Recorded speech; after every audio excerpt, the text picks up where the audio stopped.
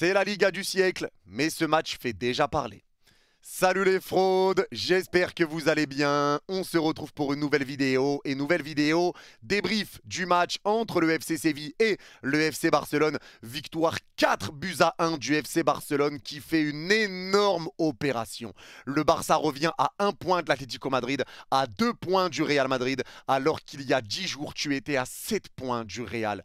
Le Barça profite du faux pas qui a eu lieu entre le Real et l'Atlético, le match nul qui a eu lieu hier. Le Barça en profite pour gagner aujourd'hui et tu devais impérativement gagner pour recoller au classement parce qu'on sait que le Barça avait l'habitude à chaque fois qu'il y avait un faux pas du Real de faire un faux pas aussi derrière, alors que le Barça avait l'occasion de prendre l'avantage, de passer devant ou de prendre le large. Le Barça ne le faisait pas. Aujourd'hui, le Barça a fait l'essentiel, c'est-à-dire cette victoire, et le Barça a maintenant son destin dans les mains. Même si le Barça est troisième, le Barça doit encore jouer l'Atlético et le Real Madrid. Si le Barça gagne tous ses matchs, le Barça sera champion d'Espagne.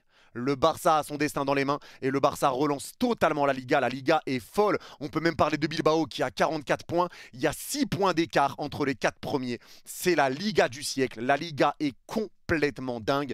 L'important aujourd'hui pour le Barça, c'était la victoire et le Barça l'a fait. Même si ce match forcément a fait parler et va continuer de faire parler, mais aujourd'hui, la première mi-temps, ça a été une première mi-temps assez compliquée pour le Barça. Même si le Barça commence très bien avec l'ouverture du score sur un corner, ça revient sur Rafinha qui centre pour Inigo qui remet de la tête à Levan et qui marque. Derrière, tu prends une égalisation sur l'engagement. Engagement joué, ballon piqué en profondeur. C'est Araujo qui couvre, il est mal placé, il court encore avec le bras levé, il ne veut pas s'arrêter. Et les bons vieux Sévillans égalisent. Et derrière, tu essayes pour le Barça d'essayer d'avancer, de ramener du danger, mais tu n'y arrives pas. C'est les derniers gestes qui sont ratés, la dernière passe, il y a beaucoup plus de déchets. C'est un petit peu un Rafinha qui est un petit peu timide et qui rate lui aussi le dernier geste. Un Lamine Yamal qui est un petit peu trop perso. Le seul qui arrivait à sortir du lot sur la première mi-temps, c'est un petit peu Pedri. Pedri qui lui a mis des caviars de fou. Il a donné des gros caviars pour Lamine Yamal. Lamine Yamal a raté quelques occasions. Et toi, tu en as subi aussi parce que l'alignement défensif était compliqué avec un Vargas qui a fait beaucoup de mal à Koundé et tu es tombé sur un gros Chesney. Heureusement que Chesney a été là parce qu'il a fait de grosses parades. La première mi-temps, ça a été compliqué parce que les Sévillans étaient bien en bloc, ils étaient bien en place, ils jouaient le match de leur vie. Ils jouaient le match de leur vie et ils l'ont bien fait, ils étaient vraiment à l'aise défensivement parce que leur stratégie était simple, ils étaient en 4-4-2 en phase défensive et les attaquants pressaient pour gêner les défenseurs, pour empêcher les défenseurs de relancer proprement. Ils venaient également presser vers les milieux de terrain pour que la défense puisse reculer. Les milieux de terrain laissaient les attaquants presser, ils essayaient de jaillir au bon moment et quand le ballon arrivait en trait de surface, la défense sévillane avançait d'un cran et ça te laissait très peu de temps pour lâcher le ballon et très souvent tu le donnais mal ou la frappe passait au-dessus ou tu ratais, etc. Donc c'est vrai que ça a été un petit peu compliqué sur ce match-là, sur cette première mi-temps en tout cas, avec un Gavi qui servait strictement à rien dans ce match au milieu de terrain. Il fallait clairement rentrer un numéro 10, il fallait rentrer Firmin ou Dani Olmo, tu le sentais, il manquait ce petit joueur qui allait ramener des différences et te ramener du danger, ça c'était clair et net. Et il fallait également régler ce problème avec Araujo qui est sorti. Araujo les gars, moi je vous le dis et je vous le répète encore une fois, pour moi il ne peut pas jouer dans cette équipe-là du FC Barcelone. Cette équipe-là du Barça qui joue assez haut, qui a besoin de défenseurs centraux capables de donner des bons ballons, capables d'être solides balle au pied, des joueurs assez agiles balle au pied, assez techniques balle au pied, et des joueurs qui savent se placer sur le piège du hors-jeu. Araujo ne sait pas faire ces deux choses-là.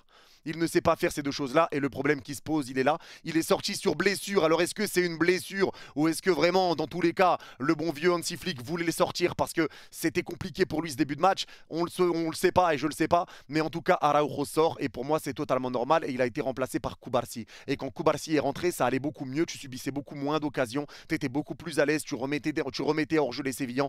Donc une première mi-temps assez compliquée. Et une première mi-temps qui fait déjà parler parce que apparemment, l'égalisation, c'est pas la bonne photo, l'égalisation apparemment des Sévillans serait arrivé sur un hors-jeu. Alors à prendre avec des pincettes les gars, c'est Archivovar qui a sorti ça. Apparemment il y aurait hors-jeu sur l'égalisation sévillane. Là-dessus j'en sais rien encore une fois, mais ça déjà, ça a fait parler. Et en deuxième mi-temps, tu fais tes changements et c'est là où il faut quand même souligner le travail d'Hansi Flick et à quel point Hansi Flick est en train de transformer ce FC Barcelone. Parce que Hansi Flick fait deux changements, il te fait rentrer Firmin Lopez au début de la deuxième mi-temps. En deuxième mi-temps, il te fait rentrer Firmin, il te sort Gavi. Encore une fois, c'est un coach qui voit quand il y a quelque chose qui ne va pas et il sait trouver des solutions. Et l'entrée de Cubarsí également, les deux changements qu'il a fait, ça ramène le deuxième but du Barça pour Firmin et ça ramène le troisième but avec Cubarsí qui est passeur décisif pour Rafinha. Hansi Flick, c'est quelqu'un. Hansi Flick, c'est quelqu'un et il fait vraiment du bien, cette équipe du Barça. Ça tourne vraiment bien et Hansi Flick y est vraiment pour beaucoup. Vraiment, c'est un bon coach, un coach qui a une bonne vision et un coach qui fait vraiment du bien à son équipe et tu le ressens. Encore une fois, à chaque fois qu'il y a quelque chose qui ne va pas, il est là pour le changer. Et là, il te fait rentrer Firmine. 50 secondes de jeu plus tard, Firmine va marquer le deuxième but. Il va te marquer le deuxième but sur un super ballon de Pedri. Et Pedri, on va en parler. Super ballon de Pedri. La tête de Firmine Lopez. Ça fait 2-1 pour le Barça. Le Barça prend l'avantage. Et derrière, tu vas aller chercher ce 3-1 avec cette frappe de Rafinha magnifique. Un Rafinha qui aura eu du mal lui aussi aujourd'hui, mais encore une fois qui aura été décisif. Il sera à l'origine du premier but du Barça. Il aura marqué le troisième et il aura même ramené le quatrième but. Je ne sais même pas pourquoi la passe décisive n'est pas accordée pour lui, mais il aura été à l'origine de 3 buts aujourd'hui, Rafinha, même sur un Rafinha qui a eu plus de mal aujourd'hui. Et ça, c'est quand même une dinguerie. Et ça, c'est quand même une folie. Mais ce qui fait parler sur cette deuxième mi-temps, c'est après le 2-1. Il y a cette situation où Koundé pousse Djibril Sow dans le dos et le penalty n'est pas donné. Alors, là, je vais être très clair. Sur le direct, je me dis très sincèrement qu'il n'y a pas penalty. J'ai vraiment la sensation que Djibril Sow se jette, qu'il se laisse tomber et que l'impact que met Koundé est très léger, qu'il le touche vraiment légèrement et que c'est pas assez pour donner penalty. Pour moi, vraiment, il y avait penalty à 0% et je l'ai dit en live. Quand on a vu à la fin du match un peu le ralenti, c'est vrai que finalement, Koundé le touche, le pousse, il y a quand même une gêne en sachant que Djibril Sow est au point de pénalty, que le ballon arrive vers lui, que s'il contrôle bien, il n'a plus qu'à frapper. Mais j'ai quand même cette sensation où Djibril Sow se jette un petit peu. Donc, il y a quand même quelque chose, il n'y a pas rien, ça c'est clair, il n'y a pas rien. Il y a Koundé qui touche et qui pousse un petit peu Djibril Sow. Alors, c'est léger. Maintenant, il y a quelque chose. Donc, en vrai, s'il donne penalty, pour moi, ça ne me choque pas. Mais s'il donne pas penalty comme il n'a pas donné, pour moi, ça ne me choque pas non plus. Et ça, je vous le dis très sincèrement. Et même si dans le pire des cas, et ça, il faut le dire, même si dans le pire des cas, il y avait penalty pour le FC Séville, le Barça peut se dire, bon, c'est tout, tant mieux, tant mieux. Et dans tous les cas, le Barça s'est beaucoup fait carotter. Ça, il ne faut pas l'oublier. Le penalty pas donné à Koundé contre Getafe et le Barça fait un partout. Il y a eu beaucoup de fois où le Barça s'est fait carotter. Donc pour une fois que ça tourne dans leur sens, moi je pense qu'ils peuvent être contents. Dans tous les cas. Et ils signent. Et même s'il y a penalty, je pense qu'ils streament. Parce que le Barça a été quand même, a subi énormément d'erreurs d'arbitrage. Et ça, il faut le rappeler. Il faut le rappeler aussi. Maintenant, forcément, s'il y a penalty et que Séville égalise, le match n'est pas pareil. On ne sait pas ce qui se serait passé derrière. Mais en tout cas, c'est vrai que là, il y a peut-être quelque chose, il y a peut-être une petite confusion sur ce penalty. Certains vont dire qu'il y a péno, d'autres vont dire qu'il n'y a pas péno. Mais en tout cas, le Barça s'est tellement fait carotter que je pense que là, on ne peut pas dire grand-chose. Même s'il y avait penalty, je pense qu'on ne peut pas dire grand-chose tellement le Barça a pris des douilles dans cette Liga. Et ça, c'est une réalité, qu'on le veuille ou non. C'est une réalité. Mais en tout cas, dans cette deuxième mi-temps, la rentrée de Firmine Lopez a été vraiment très bonne. La rentrée également de Cubarsí en première mi-temps, elle a fait du bien et ça a bien poussé pour le Barça. T'es parti mettre le deuxième, t'es parti mettre le troisième et tu t'es mis à l'abri. Et derrière, tu prends un carton rouge sur le tac de Firmine qui touche le ballon en premier, certes, mais il y a carton rouge tous les jours. Hein, il vient, les pieds sont assez hauts, il prend la jambe de Djibril Sow, pas loin de lui faire les croisés. Donc le carton rouge est totalement normal. Mais malgré ça, le Barça a réussi à se gérer. Avec un Eric Garcia qui est rentré et lui aussi qui a été très bon. Et là, il faut souligner aussi la profondeur de banc du Barça. On en parlait déjà. Mais le Barça a des joueurs sur le banc qui rentrent et qui ne changent pas la qualité de l'équipe et au contraire qui peuvent même la bonifier. Les gars, Eric Garcia qui était souvent jeté, qui devait être vendu cet hiver. Eric Garcia fait de très bonnes performances. Tu peux rien reprocher à Eric Garcia depuis qu'il est revenu au Barça. Tu ne peux rien lui reprocher. Il est solide défensivement. Il est à l'aise balle au pied. Il donne des très bons ballons. Il est à l'aise dans le système du piège du hors-jeu. Il se marie très bien dans cette équipe d'Hansi Flick. Il se marie très bien et il fait vraiment du bien à la défense du FC Barcelone à chaque fois qu'il joue. L'entrée de Firmine a totalement libéré le Barça. Tu as beaucoup plus eu de situations bien plus dangereuses. Tu as ramené des vraies situations. Tu as eu des occasions. Tu as marqué et après tu te retrouves à 10. Et le Barça, malgré tout, a géré son match à 10 parce que pendant tout le temps où le Barça était à 10, j'ai pas eu l'impression de voir une situation de 11 contre 10 de Séville. Et ça s'explique par l'abattage qui a été fait par Pedri et l'entrée de Dani Olmo. Toutes les entrées ont été bonnes. L'entrée de Dani Olmo à côté de Pedri, t'avais l'impression que le match était encore à 11 contre 11. C'est une dinguerie à quel point ils ont fait des efforts, à quel point ils étaient bien placés. On dirait qu'ils se dédoublaient. C'est simple, on dirait qu'ils se dédoublaient. Les deux ont été impressionnants. Et tu n'as pas senti que le Barça était à 10. Le match était équilibré à 10 contre 11 et le Barça l'a géré. D'habitude, quand le Barça prend un carton rouge, ça se passe très mal. Tu te fais égaliser contre le Betis, etc. Là, tu n'as senti aucune différence et même tu vas aller marquer le quatrième but. À 10, tu vas aller chercher le 4e but avec cette tête d'Eric Garcia qui a été buteur lui aussi. Tous les changements d'Hansi Flick, les gars. Koubarsi, passeur décisif, il est rentré en cours de jeu. Firmin, il a marqué 1 minute après être entré sur le terrain. Eric Garcia, buteur après être entré. Les changements d'Hansi Flick, c'est carton plein. C'est carton plein. Et le Barça fait une bien meilleure deuxième mi-temps, pardon. Ils ont été vraiment plus à l'aise, vraiment plus solides. Et derrière, même à 10, ils se sont vraiment gérés. Et là, les gars, vraiment, il faut vraiment qu'on parle de Pedri. Parce que ce match de Pedri, encore une fois ce soir, c'est une dinguerie. J'arrête pas de répéter que Pedri est le meilleur joueur du monde à son poste, que Pedri est extraordinaire. Les gars, je pense qu'il faut qu'on arrête de parler de milieu de terrain et qu'il faut qu'on parle tout simplement que Pedri est l'un des meilleurs joueurs du monde à l'heure où on parle. C'est trop. Ce que Pedri fait, c'est trop. Dans tous les matchs qu'il joue, il sort une performance XXL. Il peut terminer avec 4 passes décisives ce soir. Il fait un gros travail au milieu de terrain, des récupérations, une bonne vision de jeu. Il conserve parfaitement la balle, il aide sa défense, il fait respirer son équipe, il te met des caviars. La passe pour Firmin, la passe, les 2 passes pour Lamine Yamal qui tire avec l'arrêt de Milan et la deuxième qui prend du tibia, elle est ratée. Les passes que Pedri met, c'est des caviars. Pedri est un joueur hors du commun et ça je le répète encore une fois. Prenez ce joueur au sérieux, arrêtez de dire qu'il est surcoté ou autre. Regardez ses matchs, ce mec-là est hors du commun. Il est vraiment trop fort. La saison qu'il est en train de pondre, elle est extraordinaire. Et encore une fois, il te sort une masterclass ce soir. Match énorme. Et pour moi, c'est l'homme du match. Hein. Très clairement, il a été élu homme du match d'ailleurs. Mais masterclass de Pedri. Ce joueur est une pépite. C'est un crack absolu. C'est une dinguerie.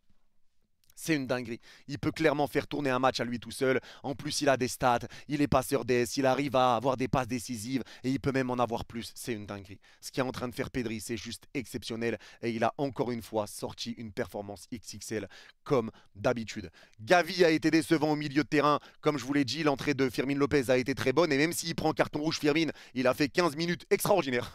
15 minutes monstrueuses. Et avec un gros pressing, des récupérations, lui aussi un gros abattage. Il pressait dans la moitié de terrain des Sévillans.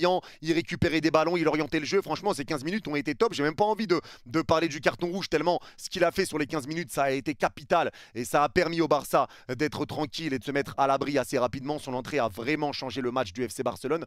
Et l'autre joueur dont j'ai envie de parler et de dire que vraiment je l'ai trouvé bon ce soir, c'est Robert Lewandowski. Alors ça, je sais qu'il y en a beaucoup qui vont peut-être pas être d'accord, mais Robert Lewandowski aujourd'hui a été buteur. Et au-delà de ça, déjà, il prenait beaucoup de coups, mais dans son jeu en pivot, je l'ai trouvé vraiment bon. Quand il était dos au but, il arrivait à orienter le jeu, à donner le ballon à une touche de balle et il les donnait au bon endroit. Je pense à l'occasion où il lance Baldé en profondeur, Baldé peut accélérer, ça ramène du danger. Les occasions où il met en une touche, il se prend une balayette mais il arrive à retrouver Rafinha, ça donne des occasions. En fait, dans son jeu en pivot, je l'ai trouvé vraiment intéressant aujourd'hui, Levan. D'habitude, quand il essaye de faire un peu ce playmaker, il a beaucoup de mal. Aujourd'hui, je trouve qu'il l'a bien fait. Et il faut dire la vérité, Levan qui est beaucoup critiqué lui aussi ces derniers temps. Aujourd'hui, pour moi, Levan a fait vraiment un bon match. Il a été buteur, il a été bon dans le jeu, il a essayé de faire des différences, mais c'est Rafinha et Lamine Yamal qui ont eu plus de mal aujourd'hui. Mais aujourd'hui, Levan, vraiment, je l'ai trouvé très intéressant. Les joueurs qui ont eu du mal au-delà de ça, pour moi, ça reste bien évidemment Koundé sur le côté droit qui s'est fait manger par Vargas. Ça a été très dur pour lui. Défensivement, c'est assez rare pour le souligner, mais ce soir, ça n'a pas été bon. Avec Vargas qui lui faisait du mal. Il avait du mal dans ses passes, du mal dans ses duos avec Lamine Yamal. Il avait du mal dans ses relances. Il a rendu beaucoup de ballons à l'adversaire. Donc aujourd'hui, Koundé, ça a été un match assez compliqué pour lui. Araujo, pour moi, ça a été une catastrophe. Et encore une fois, il n'est pas fait pour jouer dans cette équipe-là du FC Barcelone qui joue dans ce style de jeu. Et Inigo Martinez a été monstrueux encore une fois. Lui aussi sa qualité de passe, lui aussi qui a été passeur décisif. Il a une bonne qualité de passe, des bons changements d'aile. Il voit quand un joueur est tout seul, il arrive à récupérer des ballons, il est bien placé, s'entend parfaitement avec Koubarsi. La défense, ça marche trop bien. Koubarsi avec Inigo Martinez, c'est juste spectaculaire. Baldé qui fait un énorme début de saison 2025 et là Koundé est passé un peu au travers. Mais après quand Vargas est sorti, ça allait beaucoup mieux. Mais en tout cas, aujourd'hui encore une fois, Inigo est monstrueux. Inigo sort une grosse performance et Inigo fait une saison monstrueuse. Et ce qui est dingue, c'est que Eric Garcia, lui, depuis qu'il rejoue, est monstrueux alors qu'il était vraiment sur le point de partir au mois de janvier pour le mercato d'hiver. T'as un joueur comme Inigo que tout le monde voulait vendre cet été. T'as un joueur comme Rafinha que beaucoup voulaient vendre en Arabie Saoudite. Et c'est regarder la saison de ces joueurs. ils revivent sous Hansi Flick. Ils revivent sous Hansi Flick et c'est impressionnant. C'est impressionnant. En tout cas, encore un gros match de la part d'Inigo. De Jong, lui aussi, a été très à l'aise au milieu de terrain. Beaucoup de récupération, beaucoup d'impact. Il a bien calmé le jeu. C'est un peu lui qui temporise un peu le jeu et qui oriente quand le Barça doit aller vite, quand le Barça doit temporiser. C'est un petit peu De Jong et Pedri aussi qui le font. Et puis aujourd'hui, De Jong a été encore une fois vraiment bon. Rafinha a été à l'origine des 3 buts. Pas une top performance de Rafinha aujourd'hui en termes de jeu, mais en tout cas encore une fois décisif. Rafinha plus que jamais encore une fois dans cette course au Ballon d'Or. Et Lamine Yamal aujourd'hui, je l'ai trouvé en jambes, mais un petit peu trop égoïste ce soir. Aujourd'hui, j'ai trouvé un Lamine qui essayait de faire des différences. Alors il était bien pris et pas forcément aidé de temps en temps, mais c'est un Lamine qui essayait de forcer un petit peu son jeu, qui essayait d'être un petit de faire des différences un peu trop tout seul, qui a raté beaucoup d'occasions également. Donc un Lamine Yamal sur qui j'ai eu un petit peu de mal aujourd'hui, ça a été compliqué, mais encore une fois, je l'ai trouvé assez en jambes, mais ça arrive de passer à côté de match, les gars, faut pas oublier qu'il a 17 ans, mais en tout cas, aujourd'hui, c'est vrai que Lamine Yamal, ça a été un petit peu en dessous, mais encore une fois, l'essentiel pour le Barça, c'était cette victoire, parce que ça relance totalement la Liga, ça nous donne la Liga du siècle avec seulement 6 points d'écart entre les 4 premiers, rien n'est joué, rien n'est terminé. Il y a encore des matchs pour Bilbao qui va jouer le Real, l'Atlético, le Barça. Le Barça doit encore jouer Atlético Real. Le Real doit encore jouer Bilbao, Barça. Il y a encore des gros matchs qui arrivent. Cette Liga est complètement dingue. C'est la Liga du siècle avec un Barça qui est hors norme, avec les Avengers du Real Madrid, avec une équipe de l'Atlético qui a fait un gros mercato, avec une équipe de Bilbao qui carbure et qui fait une grosse saison également. Cette Liga est dingue. Le Barça devait gagner aujourd'hui pour recoller au classement. Ils l'ont fait et maintenant, tout est relancé. En tout cas, c'est tout pour cette vidéo. Merci à ceux qui l'ont regardé jusqu'au bout. Et ceux qui l'ont regardé jusqu'au bout, n'hésitez pas à mettre concombre en commentaire et je comprendrai que vous l'avez vu jusqu'au bout. Prenez soin de vous. Vous êtes les gars. Bye bye.